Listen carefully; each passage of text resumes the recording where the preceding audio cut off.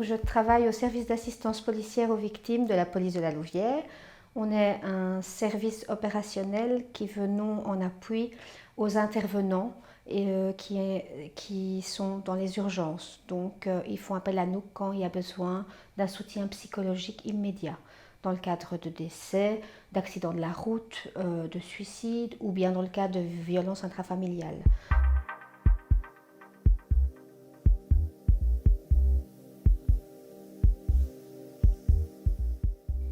Oui, c'est un constat qu'on peut faire qu'effectivement, on a plus souvent des victimes exposées à la précarité et à la pauvreté qui sont féminines que masculines.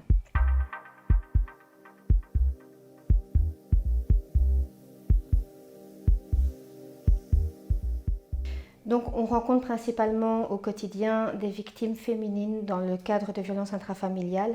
Ce sont souvent des mères au foyer, isolées, qui n'ont pas d'emploi et qui sont dépendantes de leur conjoint. Lorsqu'il y a une séparation, on est souvent amené à les rencontrer parce qu'elles quittent le domicile conjugal et on se rend compte qu'en fait, elles sont démunies de tout et vivent dans la précarité, dans cette peur du lendemain, de l'avenir, parce qu'elles n'ont plus de lien social, plus de lien économique. Parfois, on est face à des personnes qui sont dans l'aspect plus migratoire et donc qui sont arrivés en Belgique lors de regroupements familial. Et la situation est encore pire parce qu'il y a le problème du langage, les problèmes des papiers, enfin, et on ajoute à ça souvent les enfants. Donc ce qui empêche ces personnes qui voudraient éventuellement pouvoir quitter cette pauvreté, cette précarité, c'est très compliqué pour elles de se reformer pour retourner dans le monde de l'emploi parce qu'elles doivent s'occuper de leurs enfants ou bien tout simplement parce qu'elles ont quitté le monde du travail depuis longtemps. Et donc, c'est extrêmement compliqué pour elles de retrouver, entre guillemets, une dépendance économique et sociale. Mais donc ça veut dire que c'est très très difficile de les aider. Souvent elles refusent ou alors elles sont bloquées, elles ont peur. Donc c'est tout un travail et je crois que nous on essaye principalement de recréer un lien, leur montrer qu'il y a des gens qui peuvent les aider, à notre niveau évidemment d'un point de vue de la justice. Et puis après, on les réoriente vers les services qui pourront les prendre en charge, les reloger, les inscrire à des formations, leur montrer comment elles peuvent placer leurs enfants lorsqu'elles vont travailler, etc. etc.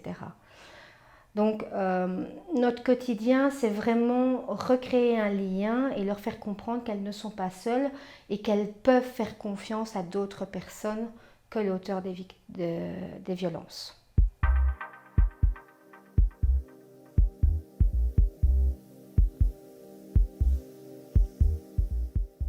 Disons qu'on souhaiterait en tout cas qu'il y ait des relais supplémentaires pour toutes ces personnes qui ont besoin d'être relogées à un moment ou à un autre dans l'urgence. Parce qu'on manque, mais vraiment, vraiment royalement, de structures pour les héberger. On ne peut pas mettre ces femmes victimes de violences conjugales, encore une fois souvent avec des enfants, dans des abris de nuit où on ne peut les mettre que dans des refuges spécifiques parce qu'il y a parfois des adolescents. Au-dessus de 12 ans, souvent, ils sont refusés dans les refuges. Et dans les abris, ces femmes qui ont vécu ces violences, c'est très compliqué. Elles se retrouvent avec un public comme des SDF, un public difficile.